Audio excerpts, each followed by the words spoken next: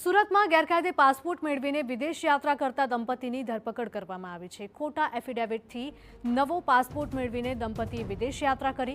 દંપતી પર વર્ષ 2021માં રાજકોટમાં છેતરપિંડીનો ગુનો નોંધાયો હતો। ગુના અનુસાર કોર્ટે દંપતીનો પાસપોર્ટ જપ્ત કર્યો હતો। આરોપી દંપતીએ ખોટું એફિડેવિટ કરાવીને નવો પાસપોર્ટ મેળવ્યો। ખોટા એફિડેવિટનું ધ્યાને આવતા જ પોલીસે ધરપકડ કરી લીધી છે। મહત્વનું છે કે આરોપી દંપતી ઘનશ્યામ પાંભર અને તેની પત્ની અસ્મિતા પાંભર પર વર્ષ 2021માં છેતરપિંડીનો ગુનો નોંધાયો હતો, જેમાં આરોપીઓએ કોર્ટમાંથી આગોતરા જામીન મેળવ્યા હતા। કોર્ટની શરત મુજબ દંપતીને દેશ છોડતા પહેલા મંજૂરી લેવાની હતી, પરંતુ આરોપીઓએ પાસપોર્ટ રસ્તામાં પડી ગયાનું ખોટું એફિડેવિટ રજૂ કરીને નવો પાસપોર્ટ મેળવ્યો હતો અને વિદેશ યાત્રા પણ કરી હતી। આ સમગ્ર મામલો પાસપોર્ટ ઓફિસના અધિકારીના ધ્યાને આવતા જ ડિંડોલી પોલીસે આરોપી દંપતીની ધરપકડ કરી વધુ કાર્યવાહી શરૂ કરી।